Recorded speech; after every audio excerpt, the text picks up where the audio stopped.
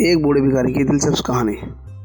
रोजाना एक भिखारी दरवाजे के पास आकर भीख मांगता था और घर का मालिक हमेशा घर के बाहर आते ही उसे देखकर चिढ़ जाया करता था। कई बार उसको गालियां भी बकता। वो कहता, तू जिंदा ही क्यों है? पूरी जिंदगी ऐसे ही भीख मांगेगा क्या? धरती का बोझ क्यों बना बैठा है? और कभी कभी उस भिखारी को गुस्से में वह धक्का भी मार दिया करता था। इतना कुछ हो जाने के बावजूद भिखारी के मुंह से सिर्फ यही निकलता कि भगवान तुम्हारा भला करे, तुम्हारे पापों को माफ़ करे। एक बार सेठ को धंधे में बड़ा नुकसान होने की खबर मिली। सेठ बहुत परेशान था कि तभी उसके दरवाजे पर वही भिखारी आया। गुस्से में अपना आपा खोते हुए सेठ ने उस भिखारी को पत्थर दे मारा।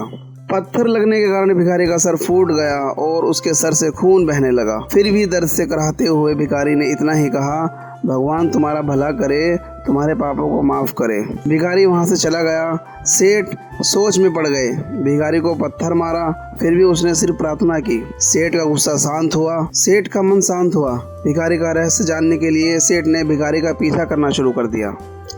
भिखारी जहाँ जहाँ जाता सेठ उसके पीछे पीछे। सेठ ने देखा कि कोई उसको खाना देता, कोई उसको मारता, कोई अपमानित करता तो कोई गाली देता।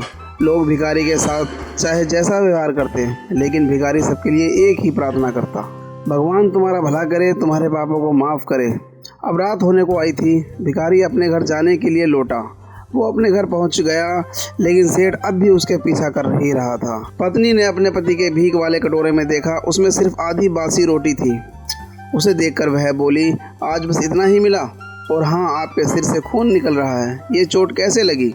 बूढ़ा भिखारी बोला, आज बस इतना ही मिला, किसी ने कुछ दिया ही नहीं, सबने गालियां दी और एक ने तो पत्थर भी फेंक कर मारा, इसलिए मेरा सर फट गया। एक गहरी ठंडी सांस लेकर बूढ़ा भिखारी फिर से बोला, यह मेरे पापों का फल है। तुम्हें याद है कुछ सालों पहले हम कितने अमीर थे? क्या कुछ नहीं था हमारे पास। हमारे पास हर चीज़ ज़रूरत से ज़्यादा थी, लेकिन हमने कभी दान नहीं किया। और उससे भी बुरा हमने उस अंधे भिखारी के साथ किया जो हमारे द्वार पर भीख मांगने आया करता था। बूढ़ी पत्नी की आंखों में आंसू आ गए।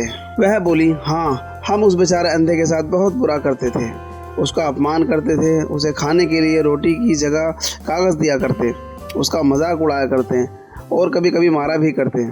मैंने कभी उसको रास्ता नहीं दिखाया। एक बार मैंने उसके मुंह पर मिट्टी भी फेंकी थी और वह हमेशा दुखी होकर यही कहता, भगवान तुम्हारे की सज़ा देगा, भगवान तुम्हारे पापों की सज़ा ज़रूर देगा। उसका श्राप सच हुआ और हम इस दुखी भरी जिंदगी में आ गए। भिखारी बोला, हाँ, उसका श्राप सच हुआ, इसलिए मैं किसी को बद्दुआ नहीं देता। चाहे कोई मेरे साथ कैसा भी बर्ताव करे, मैं हमेशा उसके लिए प्रार्थना करता हूँ। मैं नहीं चाहता कि कोई भी हमारे जैसे ज़िंदगी का अनुभव करे, किसी को भी हमारे जैसे दुखों का सामना करना पड़े।